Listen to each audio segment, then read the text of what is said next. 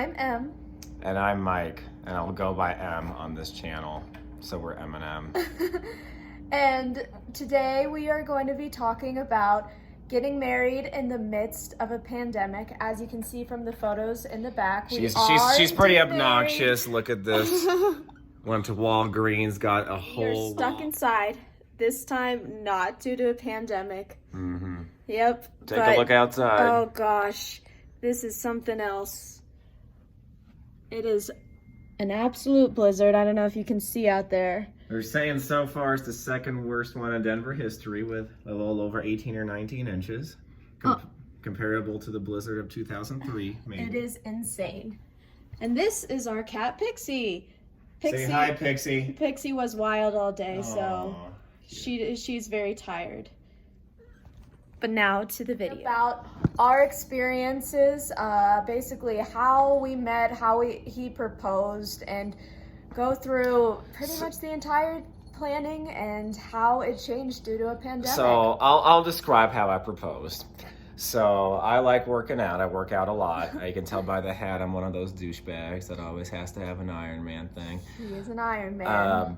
And Emily is a girl who loves Disney. She's all about Disney. We're going to have karaoke for you on Friday nights with yours truly. Sometimes Disney. So I thought to myself, well, what better way to propose than in Disney? And I wanted to combine my interest of working out with Disney. So Disney had a half marathon going on in February of 2019. And that's when I proposed. We were running by the castle. I found some photographer who wasn't even my photographer, but made it work, gave him my phone. It was like, start filming. And next thing you know, she has this little ring on her finger. We finished the race. It was a lot of fun, and that was a pretty magical trip. We've been together for a long time. By a long time, I mean 7 years. We met when I was 16 years old, and Mike was 19. He was a little bit older than me. So I knew I wanted to get married for a while. So I basically had a plan, and as soon as I got engaged, I wanted to start acting on that plan. Definitely, the dress was always a dream. I wanted to have a princess wedding, but I am also 5'1", so sometimes that does have a play effect into the dress you can and you can't wear. So I got the dress out of the way starting in May of 2019, and then we decided to go and find our venue. Our venue was there. We live in Colorado, so there was so many different choices. So it was I think we visited 4 or 5. To be clear, I kind of left the planning to her and her mom. I visited like one place, and then I said, you know, I trust you and it's your day. So all the guys out there, let your wife plan and just nod. Yeah. The plan and nod. There you go. Anyways, so I went to 5, and then my final venue was this venue called the Manor House, which is where we ultimately ended up getting married, and I was just blown away by it. But it also is a very popular venue, so we could not actually get married until August of 2020, so that was about a year and a half after we got engaged. Obviously, we had no idea what was to come. The nice thing about the Manor House too is basically it is an all-in-one venue. It has all of the catering, it has their own staff there, it has their own day of event planners, so we didn't have to do a ton of planning on our end past that point. But we did have things like the cake and the DJ, and I got that all taken care of also before the summer of 2019. Smile and nod. And he was very kind, and he just let us do what I thought our dream would be. And so definitely I incorporated some of his wants and desires as well as mine. But then come March 2020, obviously, things started to change. We were about 5 months from our wedding, which was super close because we were waiting a long time, as I mentioned, about a year and a half, and we were just starting to get excited. And then the entire world shut down. So we had to completely pivot everything, all of our expectations. At first, we thought it was just going to be, you know, a month long, maybe 2 months max, and then things would start to go back to normal. So after months and months of planning and not knowing if anything was going to happen, June, we finally got clearance for our 60 guests.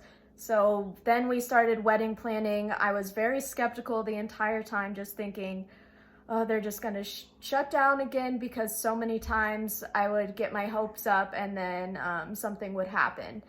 And so again, obviously the health and safety of our guests were our biggest concern. So we made multiple adjustments, and I'll go over that a little more.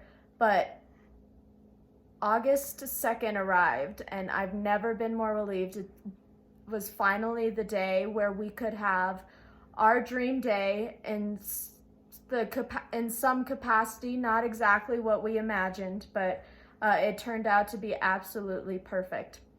There was even a double rainbow. There was a double Emily rainbow. will get into that though. There was a double rainbow, and so again, I prayed for this day for so long, and when it finally came, I was so happy.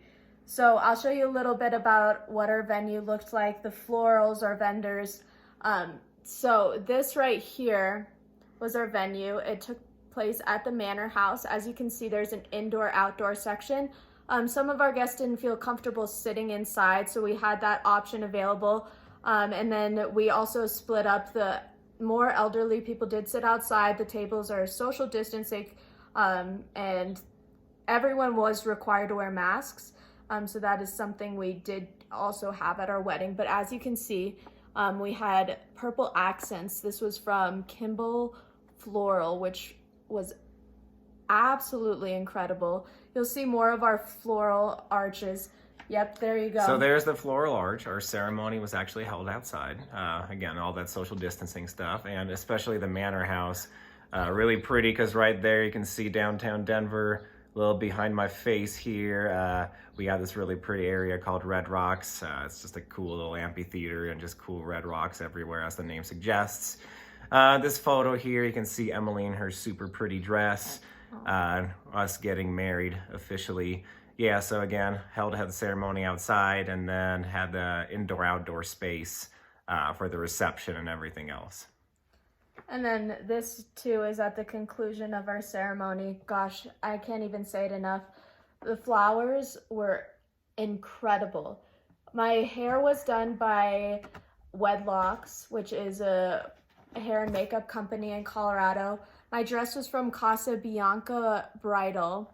And then, as I said, this is all at the wonderful Manor house.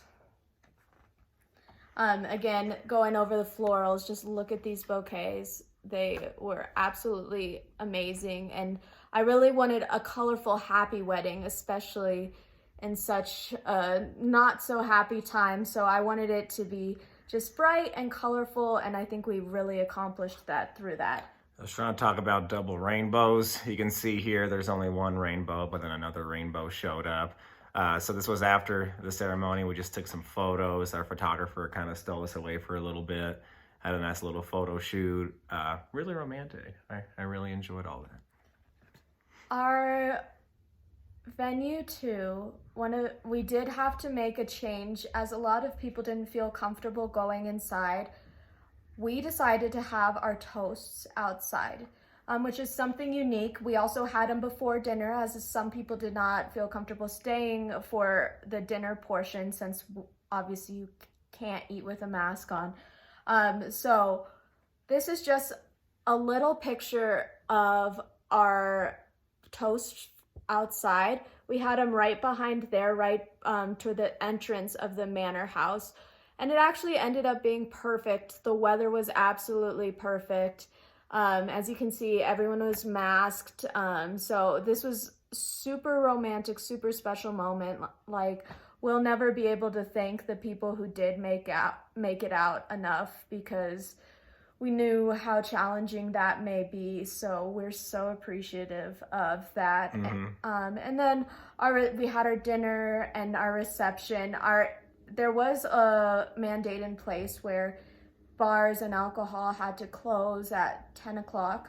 So we did have to end our party at 10 o'clock, which is fine because we go to bed super early anyways. So 10's pretty late, so we wanted to have a little poster that said, please leave by 10.